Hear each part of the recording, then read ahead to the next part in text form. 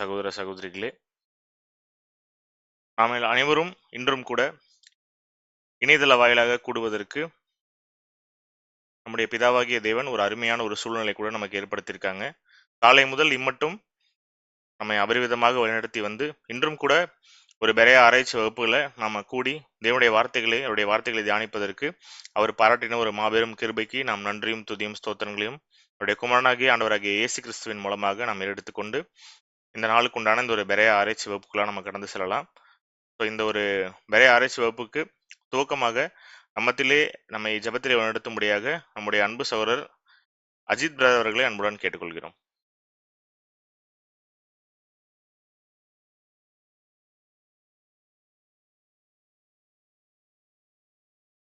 Ajith brother இருக்கீங்களா லைன்ல?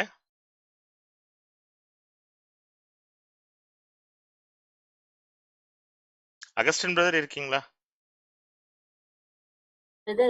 Brother இல்ல பிரதர், நான் தான் பிரதர் இருக்கேன். Okay sister, thank you. Augustine brother?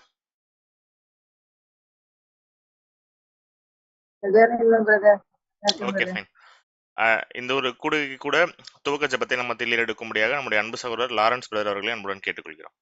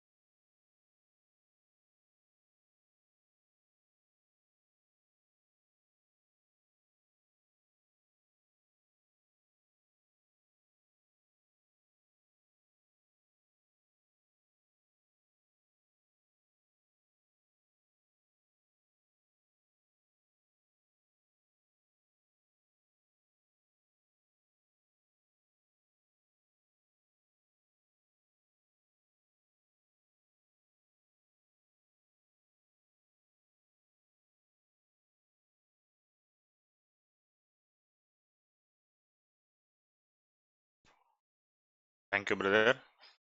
அன்புக்குரிய சகோதர சகோதரிகளே, நாம தொடர் பெரிய ஆராய்ச்சி வகுப்புகளை கூட இணையதள வாயிலாக ஒவ்வொரு புதன்கிழமை தோறும் நம்முடைய 7ஆம் தூதன் எழுதிட்ட 5வது வால்யூம்ல இருந்து நம்ம என்ன பண்ணிட்டு இருக்கோம் அப்படின்னா ஆராய்ச்சி பண்ணிட்டு இருக்கோம்.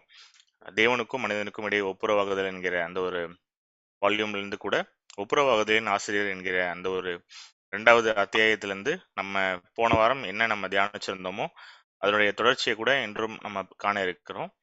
அன்புக்குரிய சகோதர சகோதரிகள் உற்சாக உங்களுடைய வீடியோஸ் ஆன் பண்ணிட்டு சகோதரர் கேள்விகள் கேட்கும் பொழுதும் உங்களுடைய பதில்களை உங்களுடைய விளக்கங்களை நீங்கள் கொடுக்கும் பொழுதும் உங்களுடைய கரங்களை வந்து நீங்கள் உயர்த்தி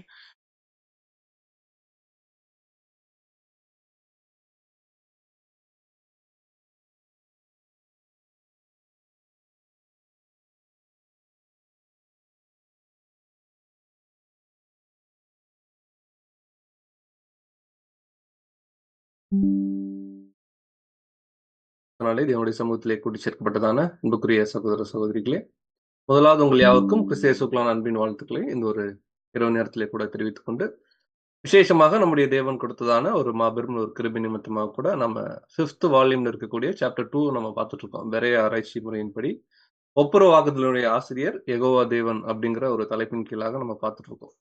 அதில் கடந்த வாரம் வந்து பார்க்கும் பொழுது ஒரு பர்டிகுலர் பாயிண்ட்ல வந்து முடிச்சிருக்கிறோம். கர்த்தராகிய தேவன் ஒருவரே ஆராதனை பண்ணி அவரை பணிந்து கொள் அப்படிங்கிற டாபிக் என்ன பண்ணியிருக்கோம்னா நம்ம படிச்சுட்டு வந்திருக்கோம்.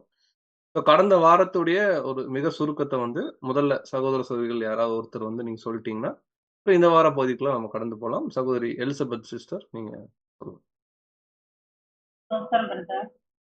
சிஸ்டர் வந்து போன வாரம் நம்ம என்ன பார்த்தோம்னா, சிஸ்டர் மத்தேயுல கொஞ்சம் 4ஆம் அதிகாரம் 10ஆம் வசனம். அததான் பார்த்தோம். அந்த ஒரு வசனத்துல ஆரம்பிச்சோம். அதுல என்ன இருக்கு அந்த வசனத்துல அப்படின்னா, ஆண்டவராகிய இயேசு கிறிஸ்து சோதனையின போது சாத்தான் வந்து அந்த சோதனை பண்ணுது. அப்பதான் இயேசு கிறிஸ்து சொல்றாரு, "அப்பாலே போ சாத்தானே" என்கிறார். அப்படின்னா என்ன அர்த்தம் அப்படின்னா, சாத்தானோட எந்த சாத்தானுடைய எந்த கிரியையிலும் எனக்கு பங்கு இல்லைன்னு அப்படின்னு அர்த்தத்துலதான் தேவன் இயேசு கிறிஸ்து சொல்றாரு. தேவன் வந்து ஒருவர் தான், அவரை மட்டும்தான் பணிந்து ஆராதனை செய்யணும்னு சொல்றாரு. யார வேணாலும் நம்ம வொர்ஷிப் பண்ணலாம். ஆனா அவர்கள் எல்லாரும் யெகோவா தேவனுக்கு ஆயிட முடியாது என்று சொல்றாரு.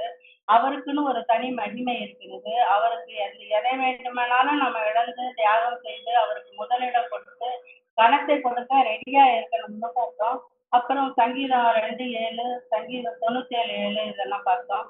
அதாவது நீர் வந்து என்னுடைய குமாரன் இன்று நான் உன்னை ஜெனிப்பித்தேன் அப்படின்னு அந்த வசனத்தை பார்த்தோம்.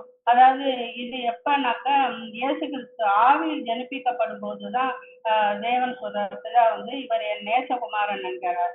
இது எந்த கால பகுதின்னு பார்த்தோம். இது எந்த கால பகுதின்னா இவர் வந்து கான்சென்ட்ரேஷன் பண்ணிட்டு 3 வருஷம் அர்ப்பணிச்சு உயிர்த்தெழுந்து வரும் அந்த காலப்பகுதியை தான் குறிக்குதுன்னு பார்த்தோம். இன்னொரு வசனம் என்னன்னு பார்த்தோம்னா, தமது முதல் பேரானவரை உலகத்தில் பிரவேசிக்க செய்த போது தேவதூதரை யாவரும் அவரை தொழுது கொள்ள வேணும்னு தேவனுடைய கட்டளையாக இருக்குது அப்படின்னு சொல்லியிருக்கு. தேவனுடைய கட்டளையா இருக்கிறதுனால நம்ம வந்து இயேசு கிறிஸ்துவுக்கும் ஆராதனை செய்யணும். ஏன்னா அவர் வந்து தேவனுடைய பிரதிநிதியா இருக்கிறாரு. இயேசு கிறிஸ்துவ ஒர்ஷிப் பண்ணினாலும் அந்த கனம் மகிமை பிதாவாகிய தேவனை வந்து ஒர்ஷிப் பண்ற மாதிரி தான் இருக்கும் அப்படின்னு சொல்லி நம்ம பார்த்தோம். அப்புறம் வந்து இதுவும் வந்து இயேசு கிறிஸ்து வந்து பூமிக்கு வந்து ஞானஸ்தானம் எடுத்து நியூ கிரியேஷன் ஆன போதுதான் இந்த காலப்பகுதியை தான் இதுவும் குறிக்குது. தேவன் வந்து இயேசு கிறிஸ்துவ வந்து லோகோஷா படைச்சாருல்ல. படைக்கும் போது தேவதூதர்கள் வந்து படைக்கப்படல. அதனால இது வந்து இந்த ரெண்டுமே ஒரே காலப்பகுதியை தான் குறிக்குது அப்படின்னு சொல்லி நம்ம பார்த்தோம். அப்புறம் என்ன பார்த்தோம்னா இயேசு கிறிஸ்து எதை அறிஞ்சிருந்தாருன்னு பார்த்தோம். அவர் எதை அறிஞ்சிருந்தாருன்னா யெகோவாவின் தூதர்களாக இந்த காலத்துல வந்து பழைய ஏற்பாட்டுல வந்து செய்திகளை எடுத்துக்கொண்டு வந்து தூதர்களுக்கு சொன்னாங்க. அந்த யெகோவாவின் தூதர் என்ற மரியாதை நிமித்தம் வந்து அவங்க வணங்கப்பட்டாங்கன்னு அது வந்து இயேசு கிறிஸ்து அறிஞ்சிருந்தாரு. தூதர்கள்லயே தான் தான் பிரதான தூதர்னு அவருக்கு தெரியும். அவர் தான் ஒரே பெயரான குமாரனும் அவருக்கு தெரியும். உடன்படிக்கை தூதன்னு தெரியும். பிதாதான் தன்னை வந்து உலகத்துக்கு அனுப்பினாருன்னு தெரியும். குமாரனை கனம் பண்ணுகிறவன் பிதாவாகிய தேவனையும் கனம் பண்ணணும்னு அதையும் அறிந்திருக்காருன்னு பார்த்தோம். அடுத்தாப்புல என்ன பார்த்தோம்னா புதிய ஏற்பாட்டுல வந்து ஆராதனை என்ற பதத்துக்கு வந்து கிரேக்க வார்த்தை வந்து புரோஸ்கினோ அப்படின்னு பார்த்தோம். அதுக்கு என்ன அர்த்தம்னா கையை முத்தமிட்டு மரியாதை செலுத்துவது. அதாவது நாய் வந்து தன் எஜமானின் கையை வந்து நக்குவது போல ஒரு அஃபெக்ஷனை குறிக்குது. அதே மாதிரி இது வந்து பழைய ஏற்பாட்டுல எபிரேய இதுல ஷாக்காவுன்னு இதுவும் அதே தலைவனையே ஆராதிச்சு அதுவும் ரெண்டுமே ஒரே அர்த்தத்தை தான் குறிக்குது அப்படின்னு மரியாதையை தான் குறிக்குதுன்னு பார்த்தோம். இந்த சொல் வந்து 170 முறை வந்ததுல பாதி மட்டும்தான் தேவனை ஆராதிப்பதா குறிக்கிறதா இருக்கிறது. 74 முறை மற்ற 74 இடத்துல வந்து ஷாக்காவுன்றது வணங்குதல் புனிதல் என்ற அர்த்தத்துலதான் மொழிபெயர்க்கப்பட்டிருக்கு. அந்த ஷாக்காவுன்றது வந்து ஆபிரகாம் 3 புருஷர்களை பார்த்தபோது அவங்கள தரை மட்டும் குனிஞ்சு அவங்களுக்கு வணங்கினாருல்ல, அதுவும் ஷாக்காவுன்னு தான் மொழிபெயர்த்திருக்காங்க. அதே மாதிரி லோத்தும் 2 தூதர்களை வணங்கின போது தலை குனிந்து வணங்கினதும் அதே இதுதான் கொடுத்தது. ஆபிரகாம் வந்து ஏத்தின் புத்திரருக்கு வந்தனம் செலுத்தது. அதாவது எப்ரோன் அவர் வந்து மக்பேலா புகையை வந்து இவங்களுக்காக வாங்கும் போது அதையும் அது அப்பதான் சொல்லியிருக்காங்க. ஈசாக் அதைதான் சாக்காவுன்னு தான் வந்திருக்கு. ஈசாக்கு யாக்கோபை ஆசீர்வதிக்கும் போதும் அதை தான் கொடுத்தது. தாவீது சவுலுக்கு வணங்கும் போதும் அதை தான் கொடுத்தது. அபிகாயில் தெக்கோவா ஊர ஸ்திரீ யோவாபு மேவிபோசத் இவங்க எல்லாம் தாவீதை வணங்கும் போதும் முகங்குப்புற விழுந்து அப்படிதான் வணங்கினாங்க. இதெல்லாம் ஒரு மரியாதை நிமித்தமாக தான் நடந்ததுன்னு பார்த்தோம். அப்புறம் இஸ்ரேலர்களின் கடைசியா என்ன பார்த்தோம்னா இஸ்ரேலின் முதலாம் கட்டளை வந்து எச்சரிப்பது என்னன்னா சில வணக்கம் அந்நிய தேவர்களின் வணக்கத்தை வந்து நிச்சயமாக தேவன் வந்து பொறுத்து கொள்ள மாட்டாரு. அதாவது யூதர்கள் அனைவரும் வந்து இயேசுவை தேவனால் அனுப்பப்பட்டவர், தேவனுடைய குமாரன் என்று உணர்ந்து அவரை வணங்கி அவரிடத்தில் மரியாதை செலுத்தினால்தான் அது ஒரு உன்னதமான பயபக்தி பார்த்து. Thank you sister. ஆல்மோஸ்ட் வந்து எல்லா வரிகள்ல இருக்கக்கூடிய காரியத்தையும் சகோதரி சொல்லிட்டாங்க. நம்ம ரிப்பீட் பண்றதுக்கு ஒன்றும் இல்லை. நல்லா கவனிச்சோம்னா ஆஹ் 2 வார்த்தையை பிரதர் கொடுக்குறாரு. பழைய ஏற்பாடுல சொல்லப்பட்ட ஒரு ஒரு வார்த்தை, புதிய ஏற்பாடுல சொல்லப்பட்ட வார்த்தை. இந்த ஆராதனைன்னு வர்றது எப்படியெல்லாம் இருந்துச்சுன்னு கூட அது கூட சகோதரி ரொம்ப அருமையா சொல்லிட்டாங்க. அந்த பழைய ஏற்பாட்டுல இந்த ஷாக்கவுன்னு வரக்கூடிய வார்த்தையை வந்து பார்க்கும் பொழுது ஒரு பாதி இடங்கள்ல வந்து தேவனை வணங்குறது குறிக்குது. அநேக இடங்கள்ல வந்து பாத்தீங்கன்னா ஒரு கைண்ட் ஆஃப் ரெஸ்பெக்ட தான் என்ன பண்ணுதுன்னா குறிக்குதுன்றது கூட நம்ம பார்த்திருந்தோம். புதிய ஏற்பாட்டிலேயே மத்தேயு 4:10 வரக்கூடிய அந்த மூல வார்த்தையை குறிச்சும் சகோதரி சொன்னாங்க. அந்த மூல வார்த்தையில கூட நம்ம பார்க்கிறோம். என்ன அப்படின்னு பார்க்கும் பொழுது அதாவது கரங்களை வந்து முத்தம் செய்யக்கூடிய விஷயமா நம்ம கூட நம்ம பார்த்தோம். அந்த வார்த்தையும் கூட சகோதரி அருமையா சொன்னாங்க. போஸ்கினோ அப்படிங்கக்கூடிய ஒரு வார்த்தை. ஸோ இதெல்லாம் நம்ம கடந்த வாரம் படிச்சுட்டோம். பட் இருந்த போதிலும் வந்து பார்க்கும் பொழுது இப்படியெல்லாம் வணங்கக்கூடாது. விக்கிரக ஆராதனைன்றது வந்து ஒரு தேவனை சேவிக்கக்கூடிய விஷயத்தை விட்டுட்டு வேற எதையும் வணங்கக்கூடாதுங்கிற எல்லா கட்டளையும் தெரியும். இருந்த போதிலும் கர்த்தர் இயேசுவை வந்து ஆராதனை செய்யுங்கன்னு தேவன் சொன்னதுடைய அர்த்தத்தையும் நம்ம பார்த்துட்டோம். என்னன்னா அல்டிமேட்டா அந்த கணம் பிதாவுக்கு தான் போகுது. பிதாவுடைய ஊழியத்தை செய்ய வரக்கூடிய தூதர்கள் மற்ற எல்லாருக்குமே அந்த ஒரு சிறிய கணத்தை என்ன பண்றாருன்னா தேவன் கொடுக்குறாரு. அது தேவனுக்கே போய் சேரக்கூடிய விஷயமா இருக்குன்னு பார்க்கிறோம். பட் இந்த ஒரு கான்செப்ட வந்து யூதர்கள் என்ன பண்ணலன்னா புரிஞ்சுக்கல. நம்முடைய கர்த்தர் வந்து தன்னை வந்து தேவனுடைய குமாரன் பார்க்கும் பொழுது அவர்கள் எப்படி எடுத்துக்கிட்டாங்கன்னா தேவ தூஷணம் சொல்றாரு அப்படின்னு என்ன பண்ணிட்டாங்கன்னா அவங்க புரிஞ்சு கொண்டது கூட நம்ம பார்க்கிறோம். ஸோ அந்த இடத்துல இருந்து இப்ப நம்ம என்ன பண்ணலாம்னா வாசிக்கலாம். ஸோ அடுத்த பேராகிராஃப் நம்ம எங்க வாசிக்கலாம்னா யூதர்கள் தெய்வ வணக்கத்திற்கு அப்படிங்கிற இடத்துல இருந்து ஒரு 2 பேராகிராஃப் என்ன பண்ணலாம்னா வாசிக்கலாம். யார் வாசிக்கிறீங்க? ரோஸ்லின் சிஸ்டர் நீங்க வாசி. ஸ்தோத்திரம் பிரதர். யூதர்கள் தெய்வ வணக்கத்திற்கு மிக உயரிய மரியாதை செலுத்தினர். மனித வணக்கத்தை சாதாரணமாக கொண்டிருந்தனர். எனவே இயேசு தேவனுடைய குமாரன் என்று தன்னை கூறிய போது அவர் தெய்வ தூஷணம் சொல்லுகிறவர் என்றும் விக்கிரக ஆராதனைக்காரர் என்றும் நினைத்து பரிசேயர்கள் அவரையும் அவருடைய சீஷரையும் கல்லெறிய துணிந்தனர். தேவ வணக்கத்தையும் மனித வணக்கத்தையும் தெளிவாக புரியாதவரை இந்த குழப்பங்கள் நீடித்து கொண்டிருக்கும். எந்த வார்த்தைகளால் தேவனை தொழுது கொள்ளுகிறோமோ அந்த வார்த்தைகளை மனிதனுக்கு பயன்படுத்தலாகாது. சிலர் இன்று இவ்வார்த்தைகளை போலி கிறிஸ்து, அந்தி கிறிஸ்து போன்ற மத பெரியோர்களுக்கு பயன்படுத்துகின்றனர். போப்புக்கு கொடுக்கும் மரியாதை, கனம் ஆகியவை தவறான வழிபாடாகும். ஏனெனில் போப்பு தன்னை கிறிஸ்துவின் பிரதிநிதி என்று கூறிக்கொள்ளுகிறார். இதன் காரணமாகவே சாத்தான் இயேசுவை தன்னை வணங்கும்படி கூறியபோது இயேசு அவனையும் பூமியில் அவனது அதிகாரத்தையும் அங்கீகரிக்க மறுத்துவிட்டார். யெகோவாவின் கட்டளைகளுக்கு எதிராக செயல்படுவதெல்லாம் தீய சக்தியாகும். சாத்தானுடைய ஆளுகையில் தீமையை தீமை என்று ஒத்துக்காதபடி ஏற்றுக்கொண்டிருப்பது வழக்கமாகிவிட்டது. இது தவறானது ஆகும். தேவனுடைய ராஜ்யத்தை ஸ்தாபிப்பதில் சாத்தான் தேவனுக்கு விரோதியாயிருந்தான். இயேசு அவனை பார்த்து, நான் யெகோவா தேவனையும் அவரது தீர்க்க தரிசன கட்டளையாகிய உன் தேவனாகிய கர்த்தரை பணிந்து கொண்டு அவர் ஒருவருக்கே ஆராதனை செய்வாயாக என்பதையும் ஏற்றுக்கொண்டிருக்கிறேன். நீ அவரது விரோதியாக இருப்பதால் நான் உனக்கும் உனது முறைமைகளுக்கும் மரியாதை செலுத்தவோ அல்லது உன்னை பணிந்து கொள்ளவோ முடியாது என்றார். எங்களது நோக்கம் எல்லாம் முற்றிலுமாக வேறானது. உன்னிடத்தில் எனக்கு ஒன்றுமில்லை என்றார். மத்தேயு. அன்புக்குரிய சகோதரி படிச்சதை நீங்க கவனிச்சிருப்பீங்க. ஸோ இங்க ஒன்றும் அந்த மத்தேயு 4:10 விஷயத்தை தான் இங்க என்ன பண்றாருன்னா கன்க்ளூட் பண்ண வர்றாரு பிரதர். ஸோ 2 பேராகிராஃப் நம்ம கவனிச்சோம். முதல் பேராகிராஃப்ல கர்த்தர் வந்து தன்னை வந்து தேவனுடைய குமாரன் சொன்ன போது யூதர்கள் எப்படி வந்து புரிஞ்சுக்கிட்டாங்க அப்படின்றத கூட நம்ம பார்க்கிறோம். ஸோ முதல் கேள்வியா எப்படி கேட்கிறோம்னா நம்முடைய ரட்சகர் வந்து தன்னை தேவனுடைய குமாரன் அப்படின்னு சொன்ன விஷயம் இவர்கள் வந்து விக்கிரக ஆராதனைக்கு என்ன பண்றாங்கன்னா ஒப்பிட்டு யூதர்கள் புரிஞ்சுக்கிட்டாங்கன்னு பிரதர் எழுதுறாரு. ஸோ யூதர்கள் இயேசு கிறிஸ்து தன்னை தேவனுடைய குமாரன் சொன்ன விஷயத்த இவங்க எவ்வாறு தவறா புரிஞ்சுக்கிட்டாங்க அப்படிங்கறத முதல் கேள்வி. ஸோ இந்த கேள்விக்கு யார் பதில் சொல்றீங்க? கேள்வி என்னன்னா யூதர்கள் கர்த்தர் இயேசுவை தவறா புரிஞ்சுக்கிட்டாங்க. என்னென்ன தவறா புரிஞ்சுக்கிட்டாங்க அப்படிங்கறதான் முதல் கேள்வியா நம்ம கேட்கிறோம். Caroline sister.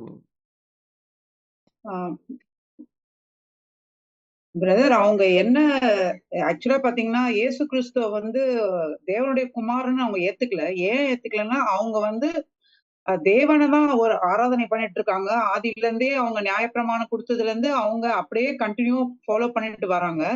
அதனால இவரை வந்து ஒரு மனுஷனை தான் பார்த்தாங்க எல்லா இடத்துலயும். அதுல குற்றம் கண்டுபிடிச்சிருந்தாங்க. ஏன்னா இவர் வந்து தேவதூஷணம் சொல்றாரு, இவர் தேவனுக்கு ஒப்பா இருக்கிறாருன்ற எல்லாம் அங்க அற்புதம் அடையாளங்கள்லாம் பண்றாரு. இருந்தாலும் அவரை வந்து அவங்க 100% நம்பவே இல்லை. அவர் தேவனுடைய குமாரன்ன்றது அவங்களுக்கு ஒரு துளியும் அதுல நம்பிக்கையே இல்லை. அதனால அவங்க வந்து அவர் விக்கிரக ஆராதனை தான் பார்த்தாங்க. அவரை மட்டும் இல்ல, அவருடைய டிசைபிள்ஸையும் அப்படிதான் அவங்க பார்த்தாங்கன்னு சொல்லிட்டு பிரதர் இங்க அதை சொல்றாரு. Okay sister, thank you. ஸோ சகோதரருடைய பதில இருந்தே நம்ம அடுத்த கேள்விக்குள்ள போலாம். ஸோ சகோதரி என்ன வந்து சொன்னாங்கன்னா, நம்முடைய கர்த்தரை வந்து யூதர்கள் எப்படி பார்த்திருக்காங்கன்னா, இவர் வந்து தேவதூஷணம் சொல்றாரு அப்படிங்கிற ஒரு பாயிண்ட் தான் அங்க யூதர்கள் பாக்குறாங்க. அதுல முக்கியமா அவர்கள் சொன்ன விஷயம் என்னன்னா, இவர் தேவனுடைய குமாரன் அப்படின்னு சொன்னோன்னே, எப்படி இவர் தன்னை தேவனுடைய குமாரன் சொல்லலாம் அப்படிங்கறத அங்க யூதர்களுடைய ஒரு பெரிய பிரச்சனையா இருந்துச்சு. இப்ப கேள்வி என்ன அப்படின்னு பார்க்கும் பொழுது, கர்த்தர் இயேசுவை வந்து அவர்கள் விக்கிரக ஆராதனைக்காரர் போல என்ன பண்ணாங்கன்னா பார்த்தாங்கன்னு பார்ப்போம். சிஸ்டர் அந்த பதில் தான் சொன்னாங்க. கர்த்தர் இயேசு தன்னை வந்து தேவனுடைய குமாரன் சொன்னதுக்கும் விக்கிரக ஆராதனைக்கும் என்ன சம்பந்தம் இருக்கு? ஏன்னா பிரதர் அந்த வார்த்தையை அந்த இடத்துல குறிப்பிடுறாங்க. கர்த்தர் இயேசு தன்னை வந்து தேவனுடைய குமாரன் சொன்னதுக்கும் அவங்க வந்து இது தேவ தூஷணம், விக்கிரக ஆராதனைக்காரர் அப்படின்னு சொல்லி கல்லெறிய துணிஞ்சாங்கன்னு கூட நம்ம பார்க்கிறோம். ஸோ விக்கிரக ஆராதனைக்கும் இவர் தன்னை தேவனுடைய குமாரன் சொன்னதுக்கும் என்ன கனெக்டிவிட்டி? ஓகே சிஸ்டர், நீங்க டைசி சிஸ்டர் நீங்க சொல்லுங்க. பிரதர் அவங்க வந்து யூதர்கள் வந்து தேவனை வந்து முதல் மிக உயர்ந்த அது மரியாதைக்குரிய வணக்கத்துக்காக அவங்க வணங்குறாங்க. மனுஷனை வந்து ஒரு சாதாரண ஒரு மனுஷன் வந்து சாதாரண வணக்கத்துக்குரிய இருக்கிறாங்க. அதனால அவங்க தேவனை வந்து ஒரு உயர்ந்த மரியாதைக்குரிய இருக்கிறதுனால யூதர்கள் அவங்க வந்து இயேசு கிறிஸ்து வந்து தான் வந்து ஒரு தேவனுடைய குமாரன் சொன்னதுனால அவங்க வந்து அவர் வந்து ஒரு தேவதூஷணம் பண்றாரு, விக்கிர ஆராதனை செய்யறாருன்னு சொல்லி அதனால அவங்க வந்து கல்லேறிய துணிறாங்க. Okay sister, very good. சகோதரி சொன்னதை கவனிச்சிருப்பீங்க. என்ன சொல்றாங்கன்னா சிஸ்டர் வந்து, அதாவது தேவன் அப்படின்னா யூதர்கள் ஒரு பயங்கரமான ஒரு பக்தியோட அவர் என்ன பண்றாங்கன்னா தேவனை பாக்குறாங்க. இவர் தன்னை தேவனுடைய குமாரன் சொன்னனால இவரை வந்து ஒரு விக்கிரக ஆராதனைக்காரரா என்ன பண்றாங்கன்னா அவங்க வந்து கன்சிடர் பண்றாங்க, தேவ தூஷணம் அப்படின்றாங்க. நம்ம கேள்வி அதே தான் திரும்பவும், இவர் தன்னை தேவனுடைய குமாரன் சொன்னதுக்கு ஏன் அவங்க இவர் ஒரு விக்கிரக ஆராதனைக்காரர்னு சொல்லி கம்பேர் பண்றாங்க? மலர் சிஸ்டர் நீங்க முயற்சி பண்ணுங்க.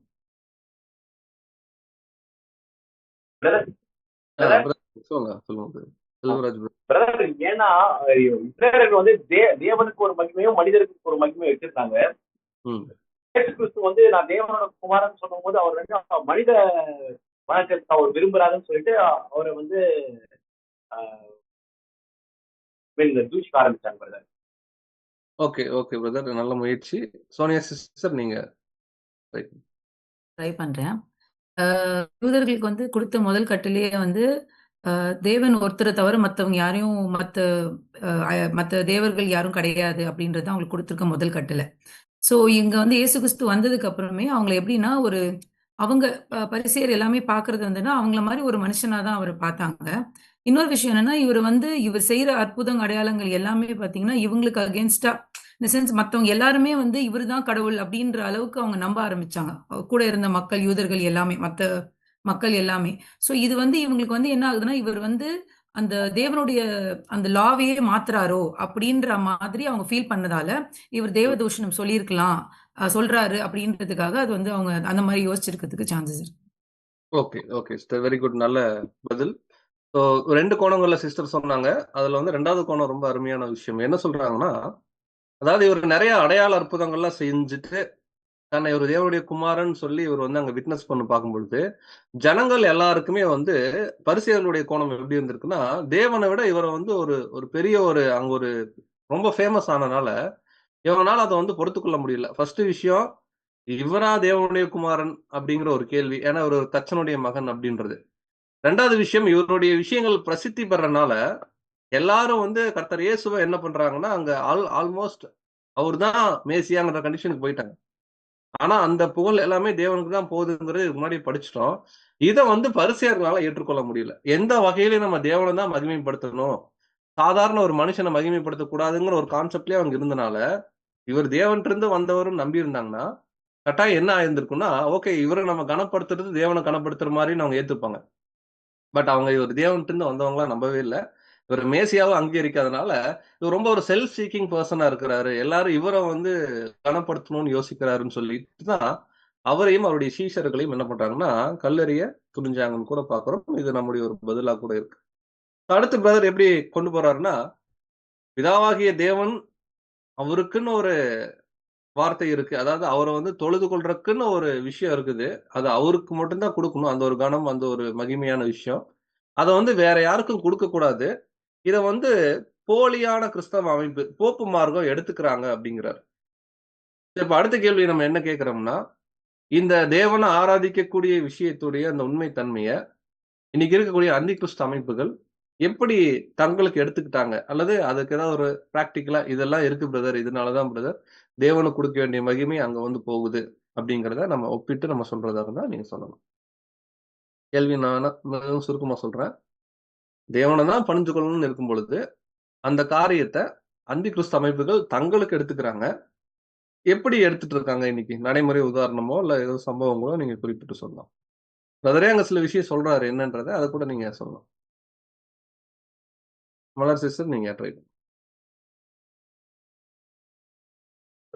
பிரதர் அவங்க அவங்க வந்து என்னன்னா அந்த தேவனோட ரெப்ரஸன்டேட்டிவ்னு சொல்லிக்கிறாங்க பிரதர்.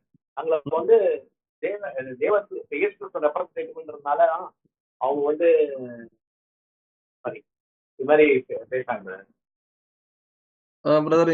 இன்னும் கொஞ்சம் இன்னும் கிளாரிட்டி கொடுத்துருக்கேன். சாரி என்னன்னா, அவங்க வந்து தேவனை அவங்க மதிமப்படுத்துறதுனால தேவனோட இவங்கதான் லீடரா இருக்கிறதால போப்பு மார்க்கம் வந்து ஒரு ஒரு மேஜர் கம்யூனிட்டியோட ரெப்ரஸன்டேட்டிவா இருக்கிறதுனால நாங்க தான் தேவனோட ரெப்ரஸன்டேட்டிவ் இந்த உலகத்துல அப்படின்ற மாதிரி சொல்றாங்க. Okay okay brother, okay, very good brother. So dicey sister நீங்க ட்ரை பண்றீங்களா? ஓகே பிரதர், அவங்க வந்து மரியாதையும் கனமும் ஆராதனை செய்து அவங்க வந்து அந்த வழிபாடுல தவறான வழிபாடு பண்றாங்க. அது இல்லாத வந்து போப்புக்கு வந்து அவரு கிறிஸ்துவோடைய பிரதிநிதியா இருக்காருன்னு சொல்லி அவங்க அந்த ஒரு வழிபாடுல இருக்கிறாங்க, அந்த ஒரு திங்கிங்லயும் அந்த வழிபாடுலயும் இருக்காங்க. Okay okay sister, very good. So இப்போ நம்ம அடுத்து இன்னொரு ஒரு கேள்வி கேட்குறோம். இந்த கேள்வி யாரும் தவறா புரிஞ்சுக்க வேணாம், டிஸ்கஷன் பாயிண்ட்காக நம்ம கேட்குறோம். இப்போ இதுக்கு முன்னாடியே நம்ம வந்து பார்த்தோம், பிதாவாகிய தேவனுக்குன்னு கொடுக்க வேண்டிய கணம் ஒண்ணு இருக்கு. ஆனாலும் சில தூதர்கள் பூமிக்கு வரும்பொழுதும் நம்முடைய கர்த்தர் வரும்போதும் அவங்களுக்கு அந்த ஒரு கணத்தை என்ன பண்ணாங்கன்னா கொடுத்தாங்க. அந்த கணம் அல்டிமேட்டா பிதாக்கு தான் போகுது அப்படின்னு பார்த்துட்டோம். இப்ப கிட்டத்தட்ட அதே மாதிரிதானே இந்த போப்பு மார்க்கம் பண்ணிட்டு இருக்காங்க. என்னதான் ஜனங்கள் எல்லாரும் போப்பு மார்க்கத்தை வந்து ஒரு ஆராதனை செய்யற மாதிரி ஒரு கான்செப்ட்குள்ள போனாலும் அல்டிமேட்டா அந்த கணம் வந்து பிதாவை சார்ந்ததா தான் இருக்கும். நான் கேட்ட கேள்வி புரிஞ்சுங்களா? போப்பு மார்க்கத்துக்கு ஒரு கணம் கொடுக்குறாங்க, ஏதோ ஒரு வகையில அது பிதாவாகி தேவனுக்கு போகும்ல. நான் கேள்வி வந்து ஆப்போசிட் சென்ஸ்ல கேட்கறேன், நீங்க கரெக்டான அண்டர்ஸ்டாண்டிங்ல பதில் சொல்ல முயற்சி பண்ணுங்க. Okay brother John Praveen brother நீங்க. அதாவது பிரதர், இப்போ நம்ம வந்து தெரியும் தேவன் யாருன்னு தெரியும், இயேசு கிறிஸ்து யாருன்னு தெரியும், பரிசுத்த ஆவினா என்னன்னு தெரியும். தெரிஞ்சு அதுக்கப்புறம் நம்மளுக்கு தெரியும் நம்ம இப்ப இயேசு கிறிஸ்து மூலியமா தான் தேவன் கிட்ட நம்ம எந்த கோரிக்கை பிரேயரு எல்லாமே வந்து இது மூலியமா தான் போகுன்னு தெரியும். பட் இப்போ பாபிலோன்ல பாத்தீங்கன்னா இப்போ சர்ச் ஃபாதர்ஸ் எல்லாரும் அவங்க வழி நடத்தும் போது அந்த நாமினல் கிறிஸ்டியன்ஸ்க்கு தேவனே யாருன்னு தெரியாது. அவங்கள பொறுத்த வரைக்கும் இந்த திருத்துவத்துல தான் இருக்காங்க. அவங்கள பொறுத்த வரைக்கும் எல்லாமே ஒண்ணு, எல்லாருமே ஜீசஸ் இல்லைன்னா இப்படியும் பேசுவாங்க, அப்புறமேட்டு இல்ல தனித்தனியாவும் இருக்காங்க அப்படின்னுவாங்க. அவங்களே ஒரு கன்ஃபியூஷன்ல இருக்கும் போது அவங்க என்னதான் ஒரு அவங்கள நிறைய பேர் செயின்ஸ் வச்சுக்கிட்டு மேரி மாதான்னு அவங்க மூலியமா நாங்க ப்ரே பண்றோம், ஃபாதர்ஸ் மூலியமா ப்ரே பண்றோம். ஓகே, என்ன பண்ணாலும் யார்கிட்ட ப்ரே பண்றோன்னே அவங்களுக்கு தெரியாது. ஸோ அதனால அது வந்து தேவனுக்கு அவங்களோட ப்ரேயர்ஸ் போகாது. ஓகே ஓகே ஓகே ஓகே, வேற ஏதாவது முயற்சி பண்றீங்களா? சரி, இந்த கேள்வி நிறைய பேர் கேட்குறீங்க. ரோஸ்லின் கேள்வி ஹரி கொஞ்சம் கொஸ்டின் கேள்வி. கொஞ்சம் சரி, ஓகே. கேள்வி நான் ஆப்போசிட் சென்ஸ்ல தான் கேட்கிறேன். அதனாலதான் கேள்வி கொஞ்சம் நிறுத்தி நிதானம் கேட்கிறேன். அதாவது தேவனுடைய ஊழியங்களை வந்து அன்னைக்கு தூதர்கள் செஞ்சாங்க, கர்த்தர் இயேசு செய்யும்போது சில மகிமை, அதாவது சில சில கனப்படுத்தினாங்க, அதை அவங்க ஏத்துக்கிட்டாங்க. ஏன் ஏத்துக்கிட்டாங்கன்னா அல்டிமேட்டா அது தேவனுக்கு தான் போகுதுன்னு. இப்ப அதே மாதிரி தானே உலக கிறிஸ்தவர்கள் வந்து போப்பு மார்க்கத்துக்கு பண்றாங்க. இதுல என்ன தவறு இருக்க வாய்ப்பு இருக்கு? ஓகே, ஹரிஹரன் பிரதர், நீங்க அப்படியே ஹேண்ட் ரைஸ் பண்ணீங்க, ட்ரை பண்றீங்களா? பிரதர், ஆ, இந்த பாயிண்ட் சொல்லும்போது வசனம் கோட் பண்ணலாங்களா பிரதர்? கண்டிப்பா கண்டிப்பா. வசனம் கோட் பண்றது நம்ம ரெண்டு 2 தெசலோனிக்கே 2ஆம் அதிகாரம் 4ஆம் வசனத்துல பேசிக்க கூட நம்ம நல்லா பார்த்திருப்போம் பிரதர். அவன் எதிர்த்து நிற்கிறவனாயும் தேவன் எண்ணப்படுவது எதுவோ ஆராதிக்கப்படுவது எதுவோ அவை எல்லாவற்றிற்கும் மேலாக தன்னை உயர்த்துகிறவனாயும் தேவனுடைய ஆலயத்தில் தேவன் போல உட்கார்ந்து தன்னைத்தான் தேவன் என்று காண்பிக்கிறவனாயும் இருப்பான் அப்படின்னு அந்த வசனம் இருக்குங்க பிரதர். அதாவது தேவன் இப்ப நம்ம ஒரு பாவம் செஞ்சுட்டோம் அப்படின்னா இப்ப தேவன் கிட்ட நம்ம வந்து இயேசு கிறிஸ்து மூலமா தான் வந்து நம்ம ப்ரேயர் பண்ணி நம்ம அப்படிதான் டைரக்ட் கான்டாக்ட்ல தான் இருக்கணும். பட் ஆனா இந்த போப்பு மார்க்கம் என்ன பண்றாங்க அப்படின்னா வந்து இந்த பாவ சங்கீர்த்தனம், அதாவது அவங்களுமே வந்து ஒரு அபூரணமான மனுஷர்கள் தான். பட் அவங்க வந்து பாத்தீங்கன்னா அதாவது தேவனுக்கு கொடுக்கக்கூடிய இயேசு கிறிஸ்துக்கு தேவனுக்கு கொடுக்கக்கூடிய கனத்தை வந்து தான் எடுத்துக்கிட்டு, அதாவது நீங்க அந்த பாவத்தை நீங்க எங்கிட்ட சொன்னீங்கன்னா அது வந்து நான் வந்து தேவன் கிட்ட வந்து நான் இது பரிந்து பேசி நான் வந்து உங்களோட பாவத்தை நான் மன்னிப்பேன் அப்படிங்கிற மாதிரி போகுது. சோ தேவனுக்கு கொடுக்க வேண்டிய கணத்தை இவங்க வந்து டைரக்டாவே எடுத்துக்கிறாங்க. சோ அப்படி நம்ம சொல்லலாங்களா brother? Okay okay brother, very good. நல்ல அருமையான வசனம் கோட் பண்ணீங்க. ஸோ இந்த இந்த கேள்வி நம்ம இதோட முடிச்சுக்கலாம், அடுத்த கேள்விக்குள்ள போகலாம். ஸோ இந்த கேள்வியில ரொம்ப சிம்பிள் என்னன்னா, அன்னைக்கு வந்து தூதர்களாகட்டும் கர்த்தர் இயேசு ஆகட்டும் தேவன் சார்பா வேலை செய்ய வந்தாங்க. இந்த போப்பு மார்க்கத்தையே கிளியரா பிரதர் கொடுக்குறாரு, இது ஒரு போலியான கிறிஸ்தவ அமைப்பு அப்படின்னு பார்க்கும் பொழுது அங்க ட்ரூத்துங்கிற ஒரு பாயிண்டே இல்லை. அவங்க தேவனுக்கு போற மகிமையை நம்ம அந்தி கிறிஸ்து பாடத்துல பார்த்ததுதான் தங்களுக்குன்னு எடுத்துக்கிறாங்க அப்படின்றனால அது டோட்டலி ராங் அப்படின்னு நம்ம பார்க்கணும். அடுத்த ஒரு கேள்வி என்ன அப்படின்னு பார்க்கும் பொழுது, இந்த சாத்தானுடைய ஆளுகை இருக்கு இல்லைங்களா, சாத்தானுடைய கவர்மெண்ட், இந்த கவர்மெண்ட் வந்து தீமையை தீமை என்றே ஒத்துக்காதுங்கிறாரு பிரதர். இதுதான் வந்து இந்த ஈவில் வேர்ல்டோடைய கண்டிஷன்ங்கிறாரு. இதுக்கு ஏதாவது ஒரு நடைமுறை உதாரணத்தை இருக்கக்கூடிய கரண்ட் சினாரியை வச்சு தப்புன்னே ஒத்துக்கொள்ளாத ஒரு மைண்ட் செட் தான் இந்த சாத்தானுடைய ஆளுகையில இருக்குதுன்னு எழுதுறாரு பிரதர் அந்த பேராகிராஃப்ல. இதுக்கு ஏதாவது ஒரு பிராக்டிக்கல் எக்ஸாம்பிள் ஏதாவது சொல்ல முடியுங்களா? Okay, Caroline sister.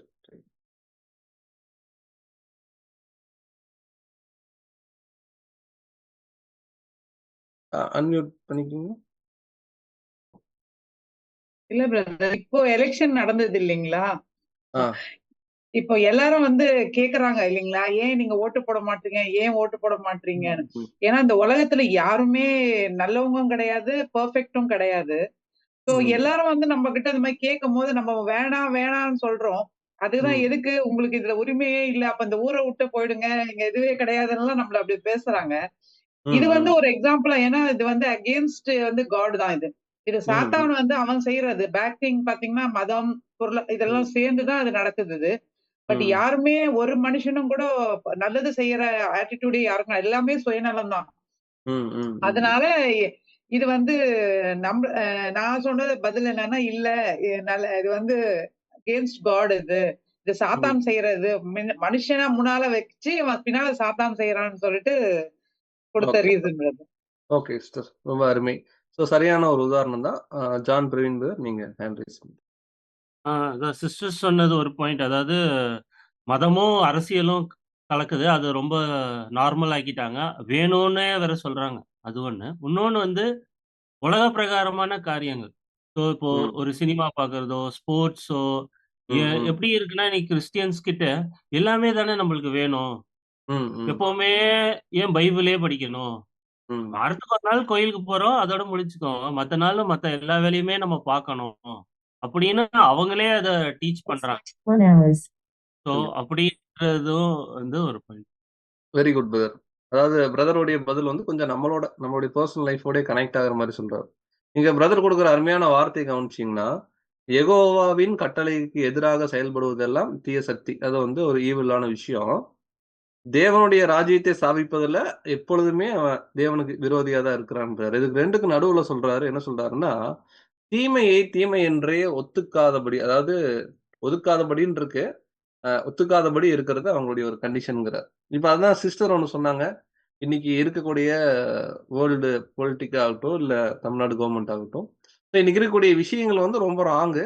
பட் இந்த ராங்க வந்து குட்டா என்ன பண்றாங்கன்னா ப்ரொஜெக்ட் பண்றாங்க. அது ஒரு பாயிண்ட்.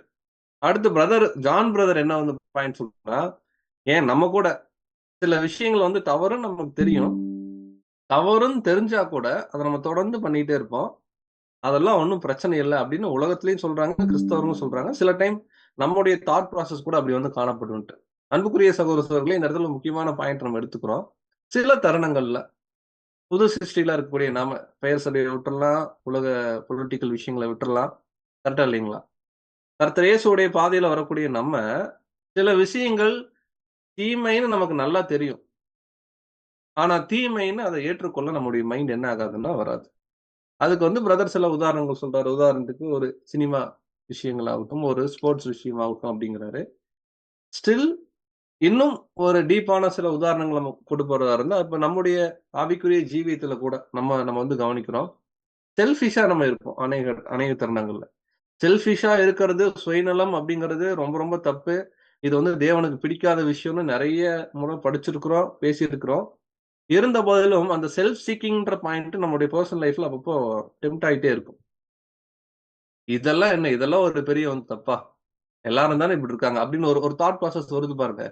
கிட்டத்தட்ட இது யாருடைய இன்ஃப்ளூயன்ஸ் அப்படின்னு கேட்டீங்கன்னா, இது ஒரு ஈவிலுடைய இன்ஃப்ளூயன்ஸா தான் நம்முடைய தனிப்பட்ட வாழ்க்கையில இருக்கு. அதையும் நம்ம கொஞ்சம் எச்சரிக்கையா பார்க்கணும். இப்ப இந்த 2 பேராகிராஃப்ல நம்ம பார்த்திருக்கோம் அப்படின்னு கேட்டீங்கன்னா, யூதர்கள் கர்த்தர் இயேசுவ வந்து ஒரு தேவதூஷணம் சொல்றவராகவும், விக்கிரக ஆராதனைக்காரராகவும் எப்படி பார்த்தாங்க அப்படின்றத படிச்சோம். அடுத்து இன்னைக்கு தேவனுக்கு கொடுக்க வேண்டிய அதே மகிமையை இன்னைக்கு இருக்கக்கூடிய அந்தி கிறிஸ்து அமைப்புகள் எடுத்துக்கிறாங்க. இன்னும் ஸ்பெஷலா சொல்லப் போனா, சாத்தான் அந்த தீமையான விஷயத்தை தீமைன்னு என்ன பண்றது இல்லைன்னா ஒத்துக்கிறது இல்ல. தேவனுடைய திட்டத்துக்கு எதிராகவே எப்பொழுது என்ன பண்றான், செயல்படுறான். இந்த மாதிரி இருக்கிற விஷயத்துக்கு நாம் பணிந்து போகக்கூடாது. இன்னும் சொல்லப் போனா அதுக்கு நம்ம ஒபே பண்ணக்கூடாது அப்படின்றதான் பிரதர் இந்த பேராகிராஃப்ல கடைசி எப்படி வந்து முடிக்கிறார் அப்படின்னு பாத்தீங்கன்னா, அதாவது நீ அவரது விரோதியா இருப்பதால் நான் உனக்கும் உனது முறைமைகளுக்கும் மரியாதை செலுத்தவோ அல்லது உன்னை பணிந்து கொள்ளவோ முடியாதுங்கிறார். கிட்டத்தட்ட நம்முடைய கண்டிஷன் அதேதான். எதெல்லாம் ஈவலான விஷயமோ அந்த ஈவலான விஷயத்த நாம ஒருபோதும் புது சிருஷ்டிகள் பணிந்து கொள்ளக்கூடாதுங்கிறது கூட நம்ம என்ன பண்றோம்னா பார்க்கணும். இப்ப நம்ம என்ன பண்ணலாம்னா அடுத்த ஒரு கடைசி பேராக்குள்ள போலாம். வாசிக்கலாம். யார் வாசிக்கிறீங்க? கார்த்திக் பேர் வாசி.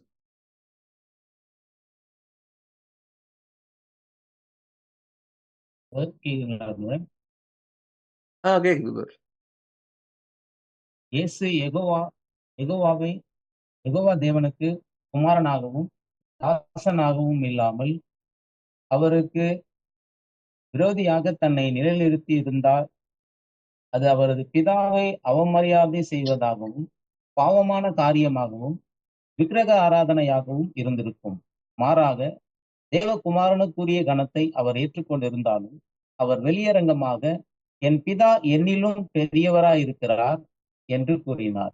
தனது சிஷ்யருக்கு பிதாவிடம் எப்படி கேட்க வேண்டும் என்பதை போதிக்கும் போது, நீங்கள் என் நாமத்திலே பிதாவினிடத்தில் கேட்டுக்கொள்வது எதுவோ அதை அவர் உங்களுக்கு தருவார் என்று கூறினார். யோவான் 16:23.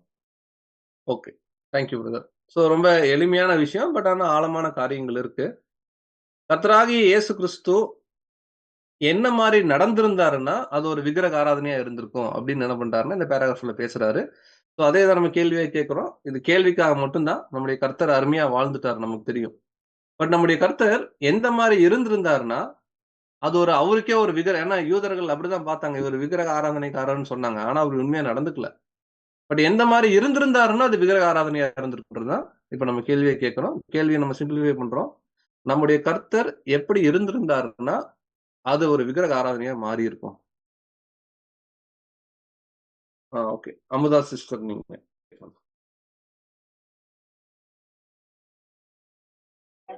இது வந்து தேவனுக்கு முன்பாக இயேசு கிறிஸ்து வந்து ஒரு சாத்தான் எப்படி இருந்தாரோ அதே மாதிரி இயேசு கிறிஸ்து அந்த அந்த மாதிரி இருந்தார் அப்படின்னா அது வந்து தேவனை வந்து ஒரு அவமரியாதை செஞ்சதா இருக்கும். அது ஒரு பாவமான ஒரு காரியமா இருந்திருக்கும் அது. ஆனா இயேசு கிறிஸ்து அப்படி செய்யல. Okay okay sister, very good, நல்ல முயற்சி. டோனி பிரதர் நீங்க. பிரதர், இப்போ பிதாவை முன்னிலைப்படுத்தாம அவரை பற்றி மட்டுமே அவர் பேசியிருந்தார் அப்படின்னாக்கா அது ஒரு விக்கிரக ஆராதனையா மாறி இருக்கும் பிரதர். ஃபார் எக்ஸாம்பிள், பிதாவை குறிச்சு எதுவுமே சொல்லாம அவருடைய அடையாளங்களை மட்டுமே வச்சு அவர் கிரியை செய்யறதை மட்டுமே வச்சு நம்ப சொல்லியிருந்தாருன்னா அது ஒரு விக்கிரக ஆராதனையா கூட போயிருக்கும் brother. Very good brother. Brother வந்து அருமையான ஒரு கீ பாயிண்ட் என்ன பண்றாருன்னா அங்க பேசுறாரு. என்ன சொல்றாருன்னா, அதாவது அவர் என்னதான் தேவனுடைய குமாரன் எல்லாம் இருந்தாலும் அவருக்கு விரோதியாக தன்னை நிலை நிறுத்தி இருந்தால், தன்னை நிலை நிறுத்துறது அவருக்கு அகைன்ஸ்டா நிறுத்தி இருந்தா சாத்தான் மாதிரி அப்படின்னா அது கண்டிப்பா பிதாக்கு அவமரியாதையும் ஒரு பாவமான காரியமா இருந்திருக்குன்னு பார்க்கலாம். அன்புக்குரிய சகோதரர்களே, ஆனா கர்த்தர் இயேசு அப்படி தன்னை நிலை நிறுத்தல அப்படிங்கறதையும் பிரதர் எழுதுறாரு. என் பிதா என்னிலும் பெரியவரான்றாரு. நான் எதா இருந்தாலும் அப்பா கிட்ட கேட்டுதான் பண்ணுவேன்னு சொல்றாரு. இப்ப அப்படியே நம்முடைய தனிப்பட்ட வாழ்க்கைக்கு வரலாம். இப்ப நாம ஒருவேளை இந்த ஆவிக்குரிய ஜீவியத்துல விக்கிரக ஆராதனை செய்யறதா இருந்தா இந்த கோட்பாடுகளின் அடிப்படையில தேவனுக்கு விரோதமா நம்மை நிலை நிறுத்துறது, அதான் அந்த வார்த்தை கூட நல்லா கவனிக்கலாம். அவருக்கு விரோதியாக தன்னை நிலை நிறுத்தி இருந்தால் அவர் பிதாவை என்ன பண்றாருன்னா அவமரியாதை செஞ்சிருப்பார் அப்படிங்கிறார். ஏதாவது ஒரு பிராக்டிக்கலான உதாரணங்கள், சில தருணங்கள்ல நாம கூட இப்படி இருப்போம் பிரதர், தவறுவோம், இந்த மாதிரி டைம்ல கூட நாம கூட ஒரு விக்கிரக ஆராதனை தான் செய்யறோம் அப்படிங்கிற மாதிரி இப்ப படிச்ச இந்த கான்செப்டுக்கு ஏதாவது ஒரு நடைமுறை உதாரணம், அல்லது நடக்கலைனாலும் பரவாயில்ல, இந்த மாதிரி நடந்துக்கிட்டா அது இந்த மாதிரிதான் பிரதர் அப்படின்னு கூட நீங்க இமேஜினேஷன் பண்ணி கூட என்ன பண்ணலாம்னா சொல்லலாம். பிராக்டிக்கல் எக்ஸாம்பிள் நம்ம கேட்கிறோம். நாம ஒருவேளை விக்கிரக ஆராதனை பண்றவங்களா இருந்துட்டோம்னா எப்படி இருந்திருக்கும்? முஸ்லிம் சிஸ்டர், நீங்க ட்ரை பண்ணுங்க. அதாவது எப்படின்னா எனக்கு எல்லாமே தெரியும் அப்படின்னு சொல்லிட்டு தன்னை உயர்த்தாதபடி எனக்கு எல்லாமே தெரியும் அப்படின்னு சொல்லிட்டு அப்படியே நான் வந்து என்னை விழுந்து போகாதபடி அப்படி இருக்கும் பொழுது அது தன்னை உயர்த்தும் பொழுது நம்ம விழுந்து போயிடும். நான் எதுலயுமே விழுந்து போகல அப்படின்னு சொல்லக்கூடாது அப்படின்னு இருக்கும். அப்ப வந்து அது வந்து அவரு எப்படி வந்து இயேசு கிறிஸ்து வந்து தன்னை வந்து அவர் வந்து நிலை நிறுத்தாதபடி பிதா வந்து சொல்லி இது பண்றாரு. அது போல நாமளும் அப்படி இருக்கணும். ஆனா நம்மள வந்து உயர்த்தி நம்மளுடைய சுயத்தையோ நம்ம முன்ன வச்சு எனக்கு எல்லாமே தெரியும்னு சொன்னா நாமளும் அப்படிதான் ஒரு விக்கிரக ஆராதனை தான் இருப்போம். அப்படி வெரி குட் சிஸ்டர். சிஸ்டர் சொன்ன விஷயங்கள் என்ன அப்படின்னு பார்க்கும் பொழுது, தன்னை முன்னிறுத்தி எனக்கு எல்லாமே தெரியும் அப்படிங்கிற ஒரு மைண்ட் செட்ல இருந்தோம்னா கண்டிப்பா நாம கூட விக்கிரக ஆராதனை செய்யறவங்களா இருப்போம் அப்படிங்கிறாங்க. அருமையான பதில். அடுத்த சகோதரி சோனியா சிஸ்டர், நீங்க. பிரதர், இப்போ வந்து நம்ம பிரதர் சிஸ்டர்ஸா இருக்கிறதால சில பேர் வந்து நம்ம கிட்ட சில பேர் நம்ம க்ளோஸா இருப்பாங்க. ஸோ இப்போ வந்து அவங்க க்ளோஸா இருக்கிறதால அவங்க செய்யற தப்பை வந்து நம்ம என்ன பண்றோம் அப்படின்னா, க்ளோஸ் ஆயிட்டோம் அப்படின்றதால அவங்க செய்யற தப்பை வந்து நம்ம டினோட் நம்ம சொல்ல மாட்டோம், பின் பாயிண்ட் பண்ண மாட்டோம்.